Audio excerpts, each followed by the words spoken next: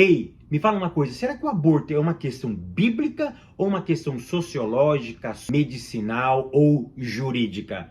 Você já ouviu falar naquela frase, meu corpo, minhas regras? Afinal de contas, eu posso cometer o aborto ou eu não posso? O que tem a ver a palavra útero com a palavra misericórdia? Essas e outras questões serão respondidas nesta videoaula, então não percam!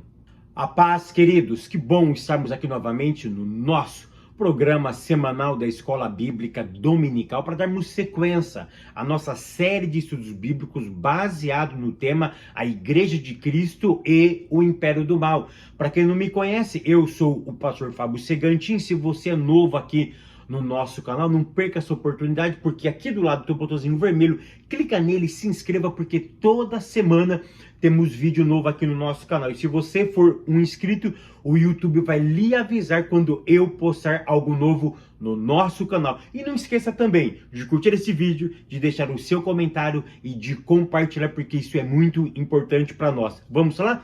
Lição de número 5, que tem como título a desacralização da vida no ventre materno. Ou seja, vamos falar sobre o aborto.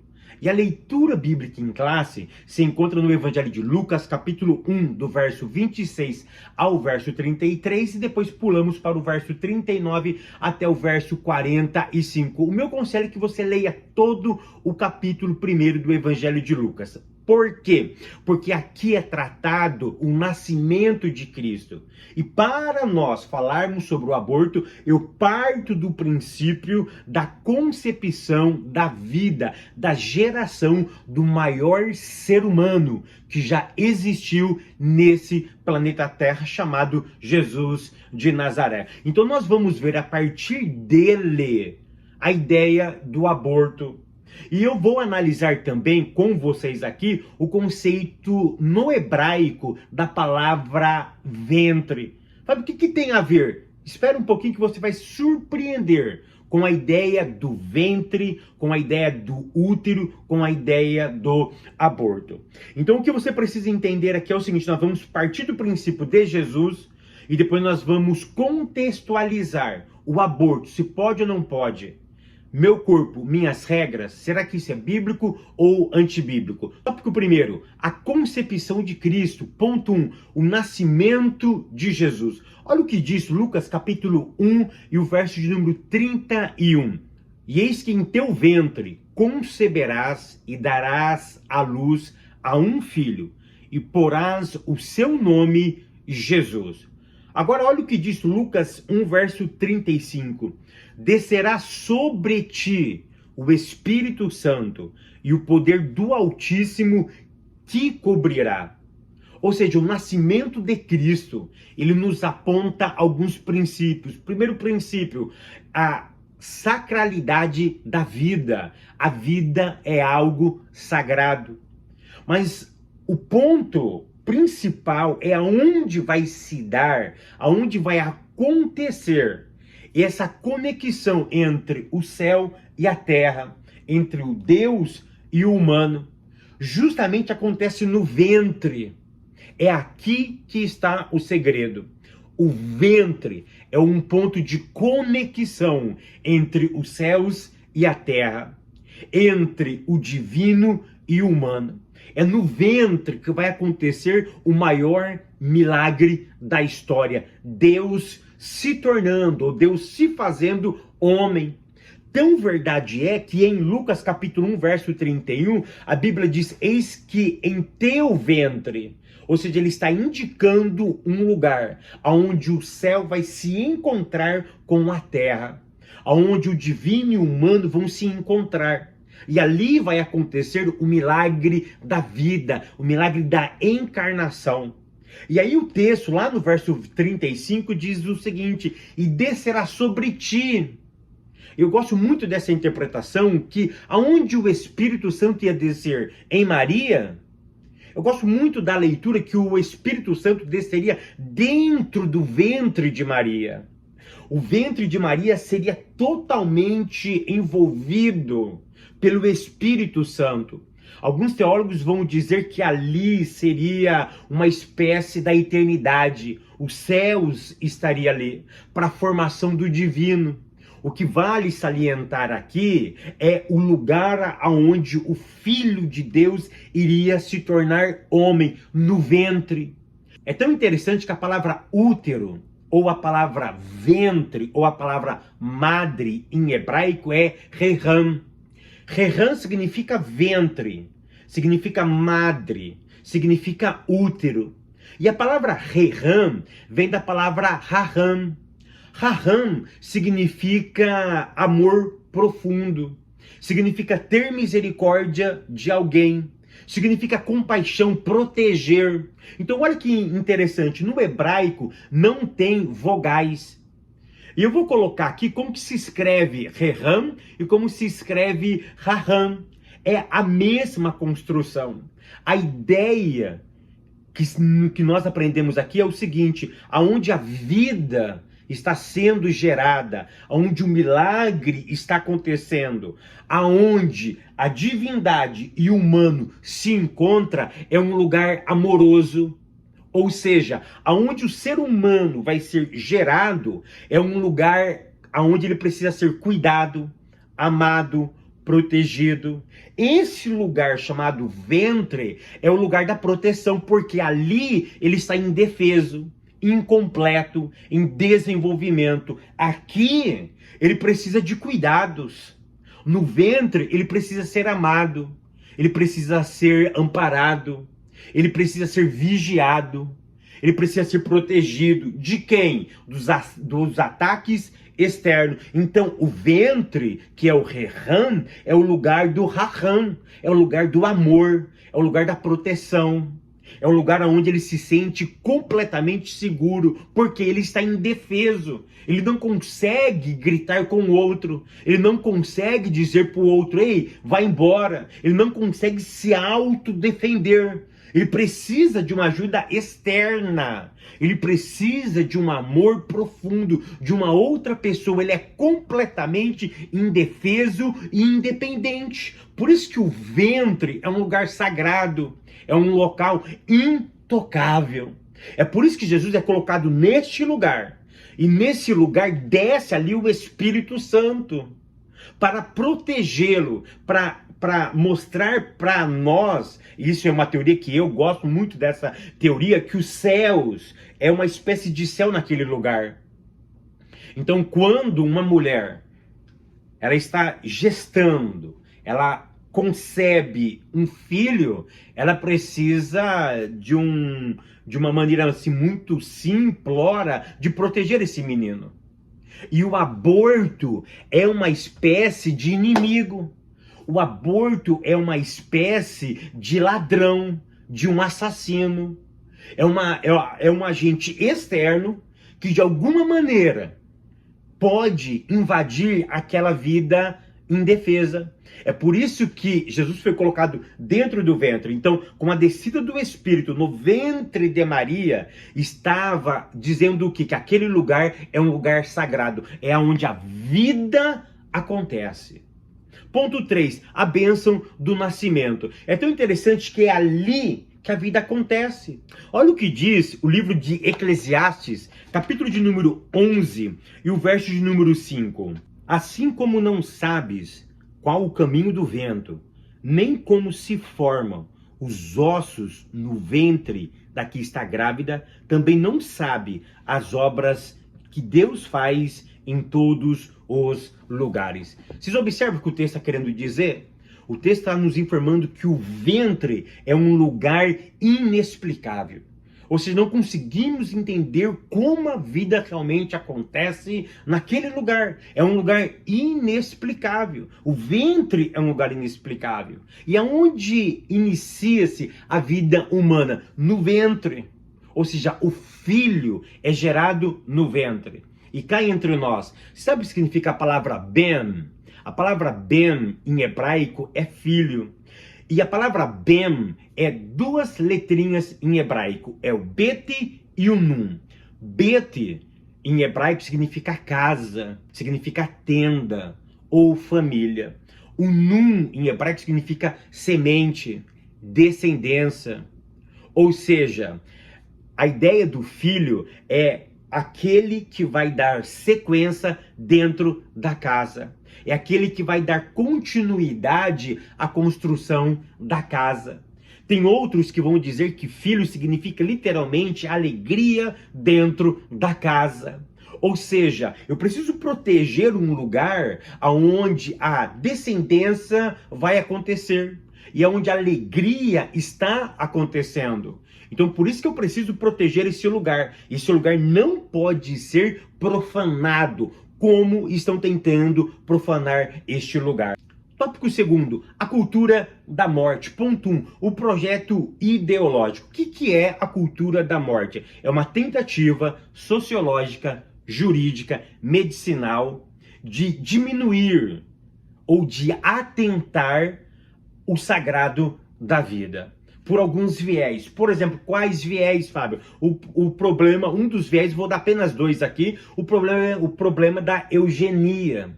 A eugenia, quando ela aparece há muitos anos atrás, Hitler vai proliferar essa ideia da eugenia, seria o quê? A exclusão. A exclusão. Então ele trabalhava que ideia? A exclusão. Se não é da família, da raça ariana, não sei de onde ele tirou essa ideia, porque até hoje, cientificamente, não se comprova isso daí, tá? Que a raça ariana é uma raça pura, mas ele entendeu que se não fosse da raça ariana, tinha que ser excluído. E por isso que ele matou judeus, homossexuais, enfim, ele foi excluindo. A ideia da eugenia, a ideia da exclusão. E essa ideia vai se aperfeiçoando com o perpassar do tempo, chega hoje nos nossos dias, e tem muitos que pegam a ideia da eugenia e diz o seguinte: olha, se o feto está se desenvolvendo uma má formação, com alguns tipos de deficiências, por que não abortá-lo? Por que não excluí-lo? Por que não decidir ele não fazer parte do nosso grupo? Então hoje existe uma cultura da morte, e a eugenia na má formação de um ser humano hoje é muito forte. Ou seja, se ele está com algum tipo de má formação, eu posso optar pela eugenia, de excluí-lo, de decidir por ele, de ele não nascer e viver entre nós. Ponto 2, o direito sobre o corpo. Quem já não ouviu aquela frase, o meu corpo, minhas regras? Ora, se o corpo é meu, eu faço aquilo que eu quero.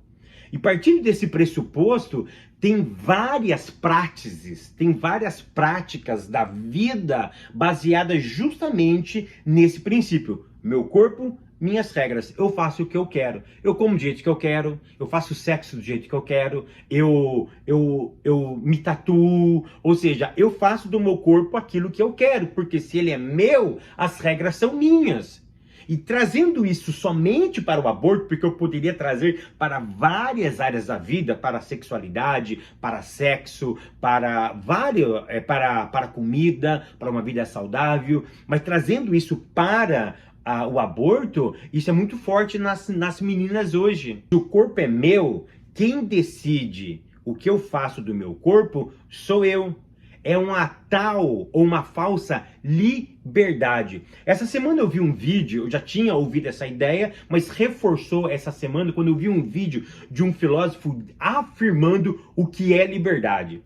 Porque nós aprendemos que liberdade é eu fazer aquilo que eu quero, eu ir aonde eu quero, comprar o que eu quero, mas afinal de contas, liberdade não é meramente isso. Liberdade é o poder de fazer e a decisão de não fazer. Isso, na verdade, é ser livre. Isso, na verdade, é exercer a liberdade. Porque quando eu faço aquilo que eu quero, eu não sou livre. Na verdade, eu estou cumprindo um desejo, eu estou fazendo algo que eu tenho no meu coração. Ora, se eu tenho muito dinheiro e eu posso comprar aquilo que eu desejo, na verdade eu estou sendo escravo do meu desejo. Quem está mandando não é o dinheiro, é o desejo. O meu desejo está escravizando, e quem está potencializando isso é o dinheiro.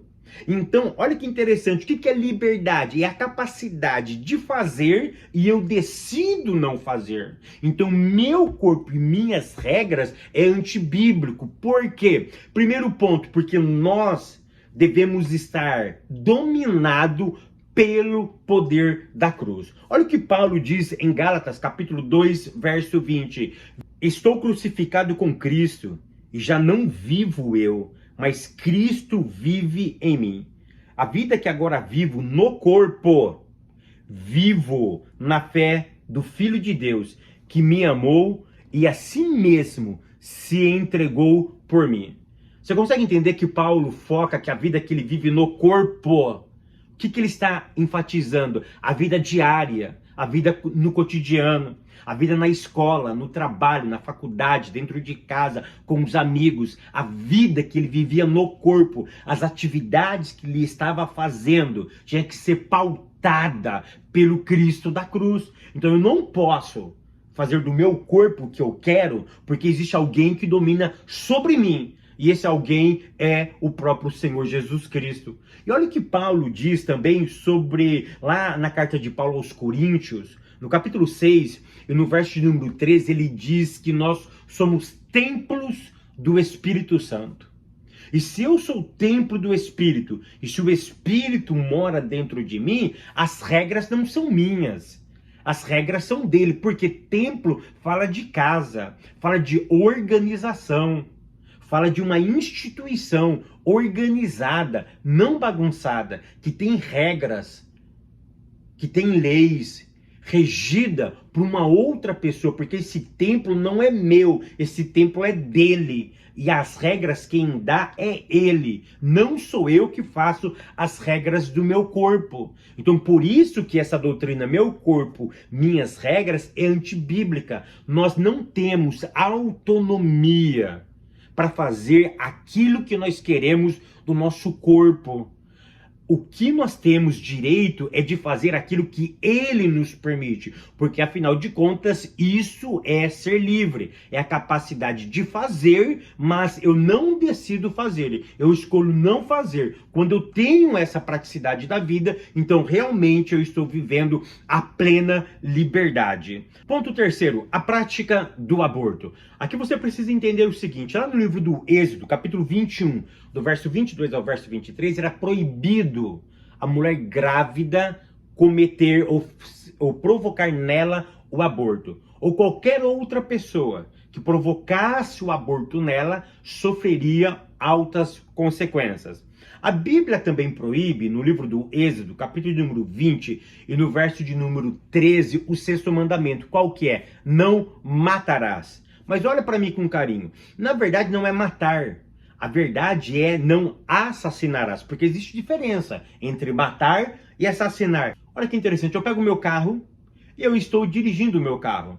E de repente um maluco entra na frente do meu carro, eu estou na velocidade normal, acessível àquele local, ele entra rapidamente na minha frente, eu freio, eu não consigo parar o carro e eu faço uma colisão com ele. Essa pessoa vem a óbito. Eu matei? É claro que você matou. Você matou, mas você planejou?